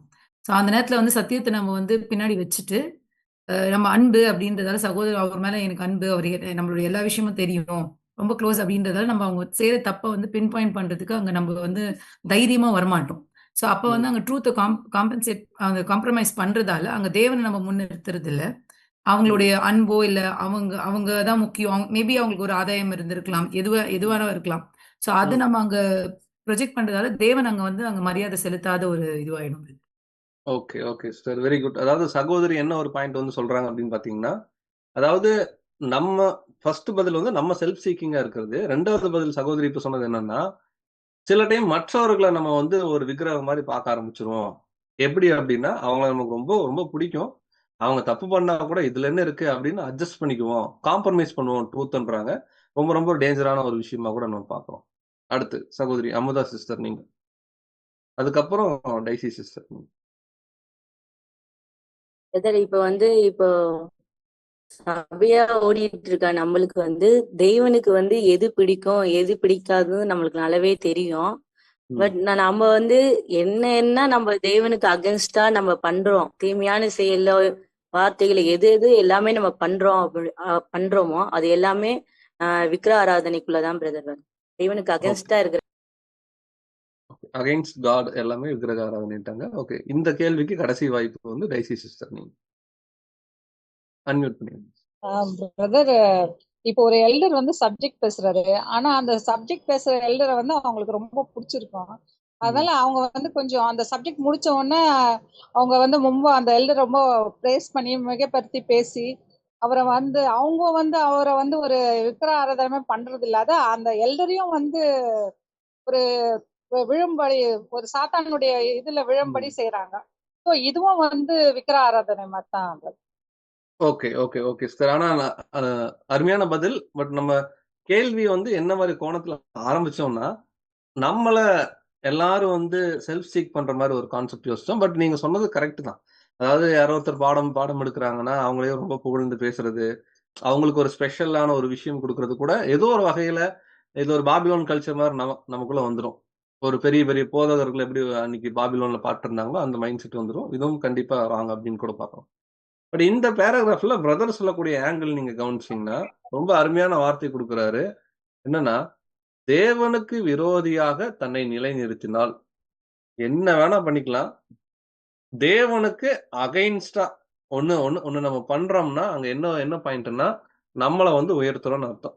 இதைதான் யார் வந்து பண்ணாருன்னா லூசிபர் பண்ணாப்புல என்னுடைய காலில் விழுங்கன்னாரு கர்த்தர்கிட்ட. அதே போலதான் அன்புக்குரிய சொல்ல ஒரு பிராக்டிக்கல் உதாரணம் இப்போ அடியான் சார்பா சொல்றதா இருந்துச்சுன்னா, இப்போ எக்லீஷியால நம்ம டிவைன் அரேஞ்ச்மெண்ட் பண்றோம். இது தேவன் என்ன பண்றாருன்னா அவருடைய சித்தம் அவருடைய ஏற்பாடுன்னு பாக்குறோம். இந்த டிவைன் அரேஞ்ச்மெண்ட் தேவன் சார்பா நடக்கிற ஒரு விஷயத்துக்கு நாம எதிராகவோ அல்லது விரோதமாகவோ அல்லது நம்மளை செல்ஃப் சீக்கிங் பண்ற மாதிரி நம்ம ஒரு விஷயங்கள் யோசிக்கிறோம்னா கட்டாயமாக அது என்ன இருக்கும் அப்படின்னு கேட்டீங்கன்னா, எல்லாரும் என்னை பணிந்து கொள்ளணும் அப்படிங்கிற ஒரு மைண்ட் செட் வரும். இதை வந்து லூசிஃபருடைய ஒரு மைண்ட் செட் கூட பார்க்கலாம். ஸோ இப்படி இந்த கேள்விக்குள்ள நம்ம போனோம்னா நிறைய பேசலாம். பட் இப்போ வால்யூம்ல இருந்து நம்ம அவுட் சைட் போயிடுவோம். சில நடைமுறை உதாரணங்கள் நீங்க சொன்னீங்க. இப்போ என்ன பண்ணலாம்னா அடுத்த இருக்கக்கூடிய விஷயம் கண்டினியூஷன்ல நம்ம ஆரம்பிச்சிடலாம். நானும் பிதாவும் ஒன்றா இருக்கிறோம் அப்படின்னு பார்க்குறோம். ஸோ அதாவது இந்த விக்கிரக ஆராதனை நமக்குள்ள வராம இருக்கணும்னா அங்கேயே சொல்யூஷன் கொடுத்துட்டாரு. அப்பாதான் எல்லாமே. தன்னைத்தான் தாழ்த்துக்கிறவன் என்ன பண்ணுவானா உயர்த்தப்படுவாங்கிற விஷயம் அதை கூட ஞாபகம் வச்சுக்கலாம். இப்போ அடுத்த பேராகிராஃபுக்கு போலாம். நானும் பிதாவும் ஒன்றா இருக்கிறோம் அப்படிங்கிற விஷயத்துல அந்த முதல் ஒரு பேராகிராஃப் மட்டும் ஒரு 10 லைன் மட்டும் யாராவது வாசிங்க. யார் வாசிக்கிறீங்க? இந்த வார்த்தையை எடுத்துக்கொண்டு கர்த்தராகிய இயேசு யெகோவா என்ற நாமத்துக்கு பாத்திரர் என்றும் பிதாவும் குமாரனும் அவர்தான் என்றும் அவருக்கு பிதாவானவர் இல்லை, அவர் குமாரனாகவும் இல்லை என்றும் கூறப்படுகிறது. வீணான ரகசிய ஞானம் என்று பெயர் பெற்ற திருத்துவ கொள்கைக்காரர்கள் இது போன்ற வசனத்தை எடுத்துக்கொண்டு 3 பேரும் ஒரே ஆள் தத்துவ தன்மை உடையவராக நினைத்து கொள்கின்றனர். ஒன்றாய் இருக்கிறோம் என்றால் ஆள் தத்துவத்தில் இல்லாமல் எண்ணத்தில், திட்டத்தில், சித்தத்தில், நோக்கத்தில் ஒருமைப்பாட்டுடன் இருக்கிறார்கள் என்று பொருள். இந்த கருத்தை எவ்வளவு நேர்த்தியாக கர்த்தராகிய இயேசு கிறிஸ்து சொல்லியிருக்கிறார். இதற்கு நேர்மாறாக திருத்துவக்காரர்கள் திரித்து கூறுகின்றனர். அவர் தன் பிரார்த்தனையில் பிதாவை நோக்கி ஓகே சிஸ்டர், போதும் சிஸ்டர். அன்புக்குரிய சகோதரர்களே, இன்னைக்கு இந்த பேராகிராஃபோட நம்ம என்ன பண்றோம்னா நம்ம டீட்டெயிலாக டிஸ்கஸ் பண்ணி நம்ம கம்ப்ளீட் பண்ண போறோம். நமக்கு டைம் கொஞ்சம் கம்மியா இருக்கு இன்னைக்கு மட்டும். ஸோ என்ன பாயிண்ட் நம்ம பார்க்குறோம்னா, நானும் பிதாவும் ஒன்றா இருக்கிறோங்கிற பாயிண்ட்டை இன்னைக்கு உலக கிறிஸ்தவர்கள் எப்படி வந்து அவங்க தவறா எடுத்துக்கிட்டாங்க அப்படிங்கிறத பிரதர் விளக்கம் கொடுக்குறாரு. முதல்ல யாரோ ஒருத்தர் சொல்லுங்க, நானும் பிதாவும் ஒன்றா இருக்கிறோம்ங்கிறத இன்னைக்கு இருக்கக்கூடிய நாமினல் கிறிஸ்டியன்ஸை எப்படி தவறா புரிஞ்சுக்கிட்டாங்க. அது ஃபர்ஸ்ட் கேள்வி. கேள்வி நம்பர் 2 என்னன்னா, அப்படியே நானும் பிதாவும் ஒன்றா இருக்கிறோம்ங்கிறதுக்கு ஆக்சுவலா என்ன அண்டர்ஸ்டாண்டிங், நாம எப்படி புரிஞ்சுக்கணும் அப்படிங்கறது 2வது கேள்வி. முதல் கேள்வி யார் பதில் சொல்றீங்க? இன்னைக்கு பெயர் கிறிஸ்தவர்கள் எப்படி தப்பா புரிஞ்சுக்கிட்டாங்க? சுருக்கமா சொன்னா போதும், அதுலயே பதில் இருக்கு. ஓகே, டைசி சிஸ்டர், நீங்க நமக்கு தெரிஞ்ச கருத்துன்றனால கொஞ்சம் சுருக்கமா. பிரதர், அவங்க பிதாவையும் குமாரனையும் ரெண்டும் ஒண்ணுதான் சொல்றாங்க. அப்புறம் வந்து இப்போ குமாரனும் இல்ல பிதாவும் ஒன்று இல்லைன்ற மாதிரி பேசுறாங்க.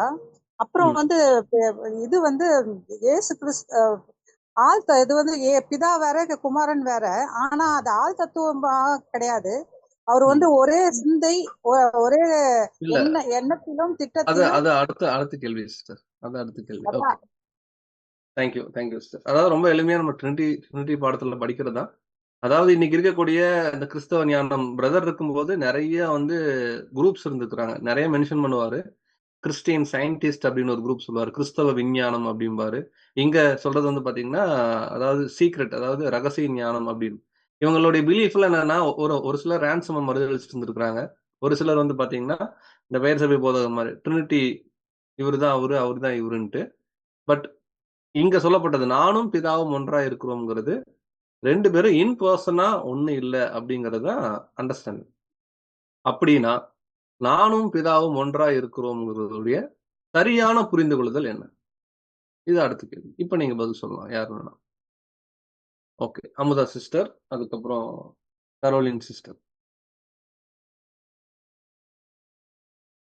யாராவது இங்கிலீஷ் பிரதர் இப்ப கொஞ்சம் படிக்க வேண்டியது இருக்கும். பிரதர் பிதாவும் வாய்ஸ் அஜித் பிரதர் வாய்ஸ் என்னன்னா கொஞ்சம் பிரேக் ஆகுது. திரும்ப பேசுங்க பிரதர். இப்போ பிதாவும் குமாரனும் ஒன்றா இருக்கு. கேக்குதா பிரதர்? கேக்குது. இப்போ பிதாவும் குமாரனும் எப்படி ஒன்றா இருக்காங்க அப்படின்னு நாம புரிஞ்சுக்கிறோம் அப்படின்னா, தேவனுடைய திட்டத்திலே நோக்கத்திலையும் அந்த ஒரு செயல்பாடுல எல்லாம் சேர்ந்து இருக்கிறாங்க அப்படின்ற மாதிரி நம்ம புரிஞ்சதுனால அந்த அதான் நான் சொல்ல வந்தேன். Okay okay okay brother, thank you. அதாவது பிரதர் சொல்ற விஷயம் என்னன்னா 2 பேரும் ஒன்னா இருக்காங்கன்னா என்ன அர்த்தம்னா அங்க கோட் பண்றாரு எண்ணம், திட்டம், சித்தம், நோக்கம். ஸோ இதை இங்கிலீஷ்ல படிக்கலாம்.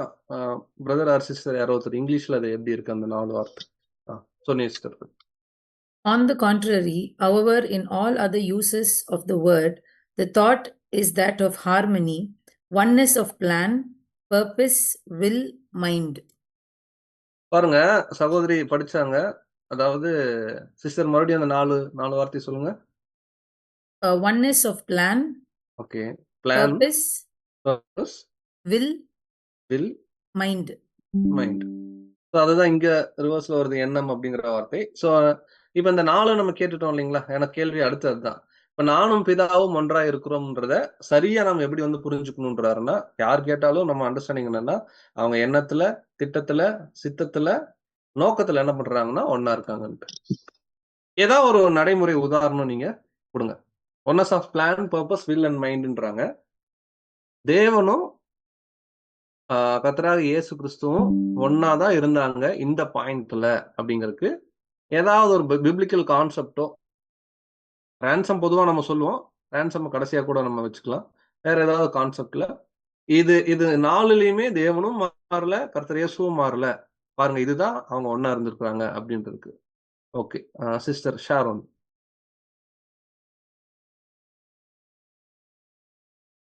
அன்மியூட் பண்ணிக்கிறீங்களா? கேக்குதுங்களா பேசுறது? கேக்குது சிஸ்டர்.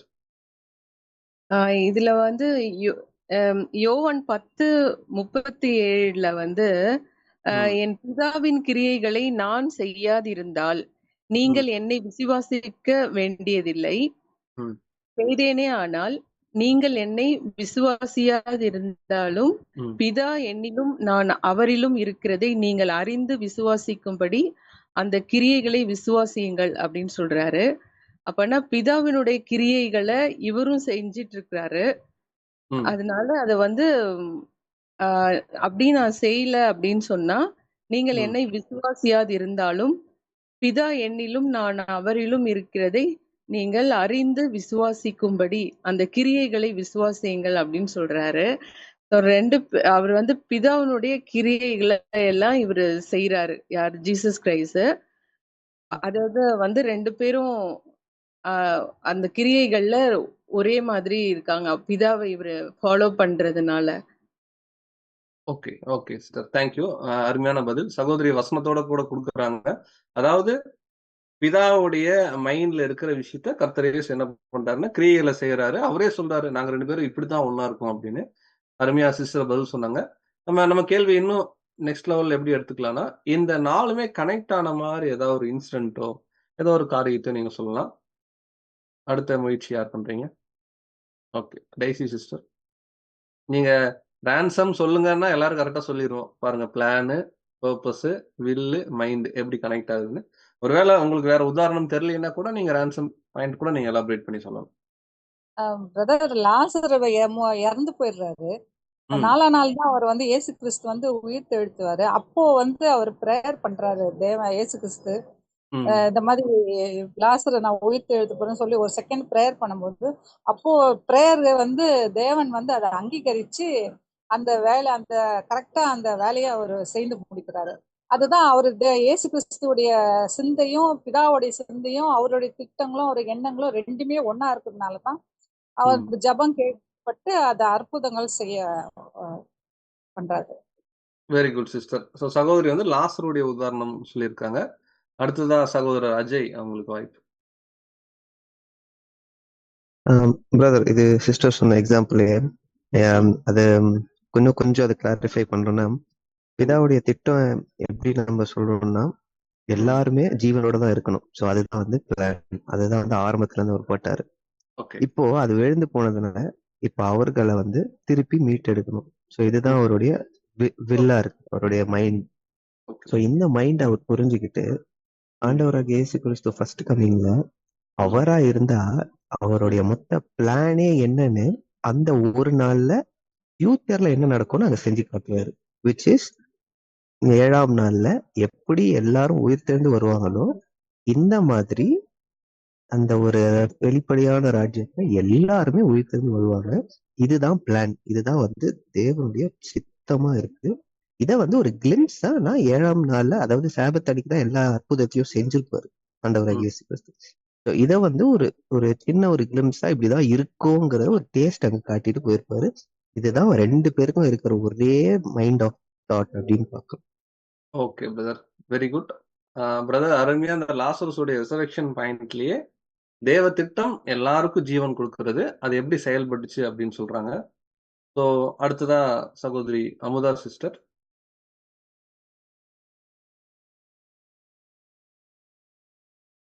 அன்மியூட் பண்ணிக்கிறீங்களா? இன்னும் ஒருத்தருக்கு தான் வாய்ப்பு, இந்த நாள்ல பிரையும் இல்லை. அதுக்கப்புறம் நீங்க படிச்சிட்டீங்கன்னா நெக்ஸ்ட் வீக்கு நம்ம என்ன பண்ணிக்கலாம்னா உங்க பதில போஸ்ட் பண்ணிக்கலாம். அமுதா சிஸ்டர் மியூட்ல இருக்கீங்க.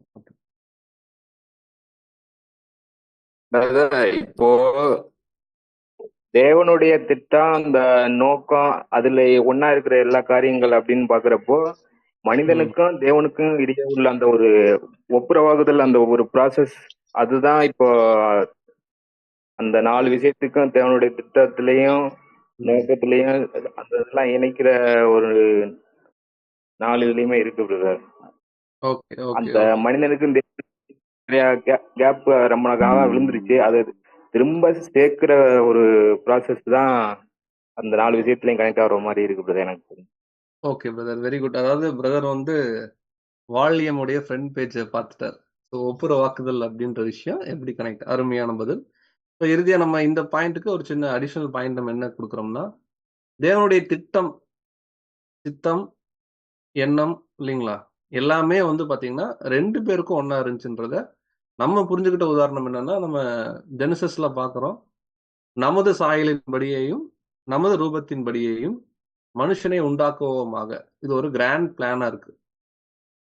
இந்த பிளான்ல நீங்க வந்து சொன்ன மாதிரி மனுக்குளம் விழுகுது, விழுந்த மனுக்குளத்துக்கு ரேன்சம் கொடுக்கணுங்கிற பாயிண்ட் ஆகட்டும், ரேன்சம் கொடுத்த பிறகு திருப்பி அவங்கள மீட் எடுத்து அந்த ஏதேன் மாதிரி அந்த ராஜ்யத்துக்குள்ள வைக்கிற விஷயம் ஆகட்டும், இதுக்குள்ள சர்ச் கிளாஸ் இருக்கு, கிரேட் கம்பெனி இருக்கு.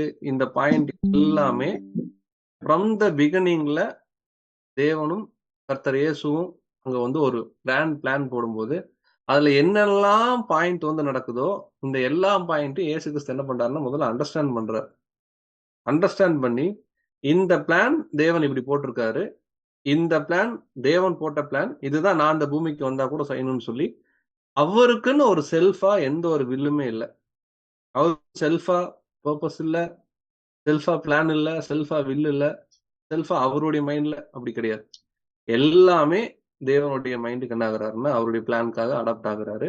ஸோ இதுதான் அந்த வசனத்துல பாக்குறோம், நானும் பிதாவும் ஒன்றா இருக்கிறோம். அவங்க ஒன்னாதான் இருந்தாங்க இந்த விஷயத்துல. அதனாலதான் அந்த ஒட்டுமொத்த மனுக்குலமும் நாளைக்கு எழுந்து நிற்கும் போது நமது சாயலின்படியையும் நமது ரூபத்தின்படியும் ஒரு தெய்வ பக்தி உள்ள சந்ததி என்ன பண்றாங்கன்னா அவங்க கொண்டு வர போறாங்கன்னு பாக்குறோம். இதுல இன்னும் அடிஷனலா பிரதர் அடுத்த வாரம் போர்ஷன்ல என்ன வந்து கொடுக்குறாங்கன்னா, இந்த ஆக்சுவலா இந்த ஒன்னஸ்ன்றது என்ன, இந்த ஒன்னஸ் கர்த்தர் இயேசுவுக்கும் பிதாவுக்கும் மட்டுமல்ல, நம்ம கூட கூட அவங்க அந்த ஒன்னஸ் என்ன பண்றாங்கன்னா எதிர்பார்க்கிறாங்க. இந்த ஒன்னஸ் நம்ம எப்படி காமிக்கணும் அப்படிங்கிற விஷயத்துடைய டீட்டெயிலாம் நம்ம வரக்கூடிய வாரங்கள்ல இருக்கக்கூடிய போர்ஷன்ல இருக்கு. ஸோ இந்த வாரம் பார்த்தக்கூடிய சுருக்கம் என்னன்னா, முதல்ல போன வாரத்துடைய கண்டினியூஷனை பார்த்தோம். அந்த ஆராதனைங்கிற வார்த்தை பழைய ஏற்பாடு புதிய ஏற்பாடுல எப்படி இருக்குன்றதை பார்த்தோம். யூதர்கள் கர்த்தர் இயேசு தேவகுமாரன் சொன்னோன்னா எப்படி தப்பா புரிஞ்சுக்கிட்டாங்க, அவர் எப்படி விக்கிரக ஆராதனைக்காரரா பார்த்தாங்க அப்படிங்கிறத பார்த்தோம். அதுக்கப்புறம் இன்னைக்கு அதே விஷயத்த இன்னைக்கு பெயர் சபை எப்படி தவறா அவங்க வந்து புரிஞ்சுக்கிட்டு மக்கள் பெயர் சபையில் இருக்கக்கூடிய போதகர்களை பெருசா எண்ணுறாங்க அப்படிங்கிறத பார்த்தோம். நான் எந்த மாதிரி விக்கிரக ஆராதனை பண்ணக்கூடாது அப்படிங்கிறதையும் பார்த்தோம். இப்ப இறுதியா பிதாவும் கர்த்தரும் ஒன்னா இருக்கிறதுனா என்ன அப்படிங்கறத மட்டும் இப்ப நம்ம பார்த்திருக்கிறோம். அடுத்த வாரம் சபையும் உள்ள என்ன பண்றாருன்னா இந்த ஒன்னஸ்குள்ள கொண்டு வரார். ஸோ அது என்னன்றது கூட வரக்கூடிய நாட்கள்ல தேவ சித்தத்தின்படி பார்க்கலாம். இந்த நாளிலையும் கலந்து கொண்ட அனைத்து அன்பு சகோதரர்களுக்கும் அனைவரின் சார்பாக கிறிஸ்துக்களான நன்றியும் அன்பின் வாழ்த்துக்களையும் மீண்டுமாக தெரிவித்துக் கொள்கிறோம். தேவன் தாமே இந்த காரியங்களை ஆசீர்வதிப்பாராக. ஆமென். Thank you brother. கூட தேவனுடைய மாபெரும் கிருபையினாலே நம்ம இருக்கத்தினாலேயும் ஒரு சில காரியங்களை நாம இந்த ஒரு வேறைய ஆராய்ச்சி வகுப்புகளாக நம்ம தியானிப்பதற்கு நமக்கு கிருபை பாராட்டியிருக்காங்க. முதலாவது பிதாவாகிய தேவனுக்கு ஆண்டவராகிய இயேசு கிறிஸ்துவின் மூலமாக நன்றியும் துதியும் ஸ்தோத்திரங்களையும் எடுத்துக்கொண்டு இன்னும் வரக்கூடிய நாட்களில் இது மாதிரி அதிகமான கூடுகளிலே நாம பங்கு பெறுவதற்கு தேவன் கிருபை பாராட்டணும்னு சொல்லிட்டு நம்முடைய அனுதின ஜெபங்களை நம்ம எடுத்துக்கொள்ளலாம். ஸோ இன்றைய நாளிலுமே கூட இந்த ஒரு வேறைய ஆராய்ச்சி வகுப்புக்கு முடிவுக்குள்ளாக நம்ம கடந்து செல்லலாம். இன்றைய நாளுக்கு உண்டான இறைவன் இனிய கீதங்களை நமக்கு வாசி தரும்படியாக நம்முடைய அன்பு சகோதரர் ஜான் பிரவீன் அவர்களை அன்புடன் கேட்டுக்கொள்கிறோம்.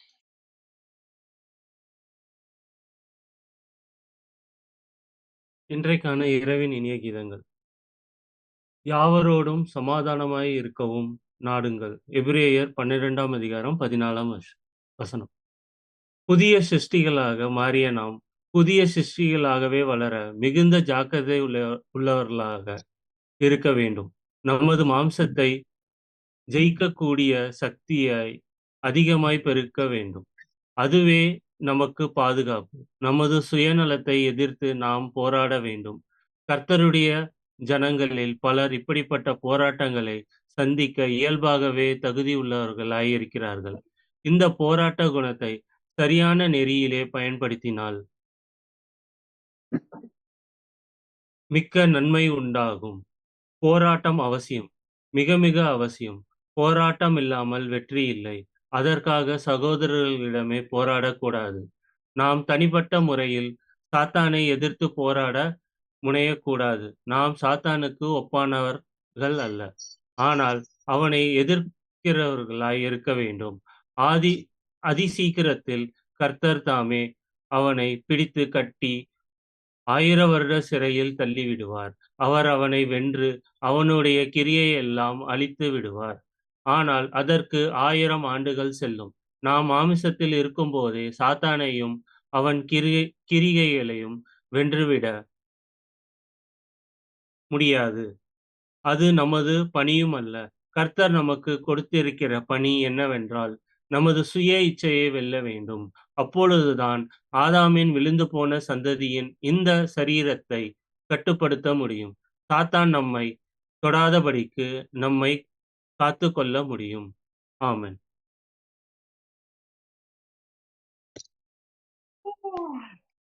Thank you brother. நாளுக்குண்டான ஒரு முடிவு ஜெபத்தை கூட நமக்கு ஏறெடுக்கும்படியாக நம்முடைய அன்பு சகோதரர் கார்த்திக் பிரதர் அவர்களை அன்புடன் கேட்டுக்கொள்கிறோம்.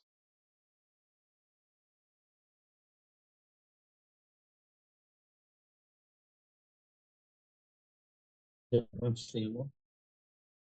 வானாதி வானங்கள் விட்டு பூமியில் வாழ்க்கிற மனு மக்களை நித்தமும் கண்ணோக்கி பார்த்து போஷித்து வழிநடத்துகிறோம். சர்வலமுள்ள பிதாவே துதிக்கிறோம், ஸ்தோத்திரிக்கிறோம். துதிகான மகிமை யாவற்றும் ஒருவருக்கு ஏறெடுக்கிறோம்.